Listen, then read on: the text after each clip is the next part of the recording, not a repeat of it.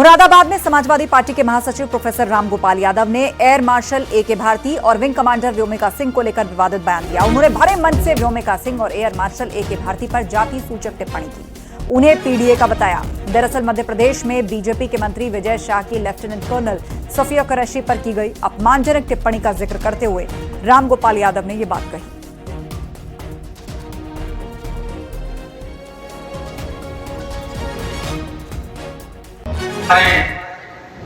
Lieutenant colonel Qureshi को इनके मंत्री ने गाली तक दी। हाई कोर्ट ने एफआईआर करने का आदेश कराया।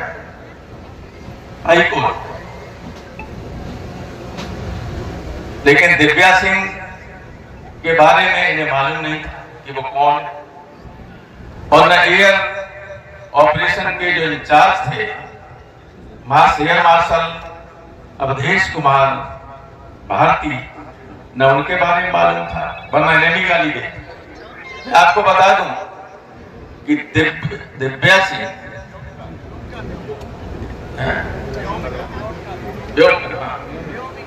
व्योमिका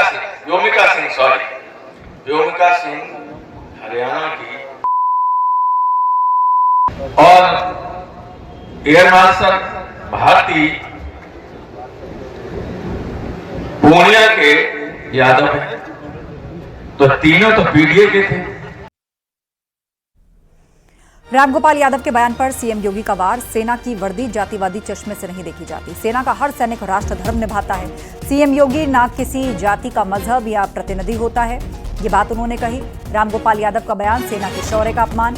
ये वही मानसिकता है जो तुष्टीकरण और वोट बैंक की राजनीति में राष्ट्रभक्ति तक को बांटने का दुस्साहस करती है। इस विकृत जातिवादी सोच को जनता फिर जवाब देगी।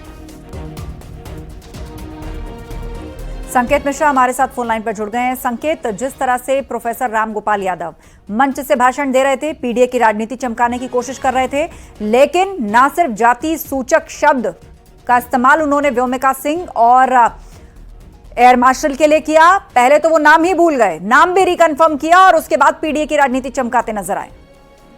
बिल्कुल जाहिर सी बात है, जिस तरीके से प्रोफेसर रामगोपाल यादव ने इस तरह का जो विवादित बयान दिया है और सीधे सेना में जो व्योमिका सिंह पर इन्होंने आपत्तिजनक टिप्पणी की और उसके बाद भारतीय जनता पार्टी ने कड़ी प्रतिक्रिया शुरू कर दी। खुद मुख्यमंत्री योगी आदित्यनाथ ने ट्वीट कर निशाना साधा है और सीधे तौर पर मुख्यमंत्री योगी आदित्यनाथ ने कहा है कि जो सैनिक है वो राष्ट्र धर्म निभाता है, वो किसी जाति और मजहब का नहीं होता है। सेना की जो वर्दी है उसे जातिवादी चश्मे से नहीं देखा जाना चाहिए। और समाजवादी पार्टी के राष्ट्रीय अध्यक्ष महासचिव द्वारा जो एक वीरांगना बेटी को जाति की परी में बांधना ने केवल उनकी पार्टी की संकुचित सोच का प्रदर्शन है।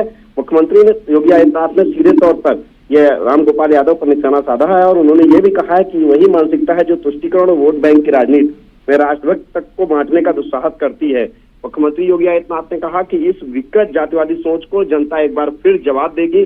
जाहिर सी बात है, रामगोपाल यादव के इस बयान के बाद कड़ी प्रतिक्रियाएं भारतीय जनता पार्टी की तरफ से आने शुरू हो गई हैं। सबसे पहले मुख्यमंत्री योगी आदित्यनाथ ने निशाना साधा है और ट्वीट करके प्रोफेसर रामगोपाल यादव के उस बयान को लेकर मुख्यमंत्री योगी आदित्यनाथ ने ट्वीट किया है। बिल्कुल, और बीजेपी जबरदस्त तरीके से हमलावर हो गई है और एक तरफ तो सेना के शौर्य की बात होती है और दूसरी तरफ यहां सेना में से चुन चुनकर लोगों की जातियां गिनवाई जा रही हैं। पहले सफिया कुरैशी के लिए बीजेपी के एक नेता जो हैं वो उनको आतंकी बहन बता रहे थे और अब प्रोफेसर रामगोपाल यादव अपनी पीडीए की राजनीति चमकाने के लिए उनकी जाति बता रहे हैं और जाति सूचक शब्द भी इस्तेमाल कर रहे हैं। आपको लग रहा है कि मुद्दा बीजेपी छोड़ने वाली नहीं है?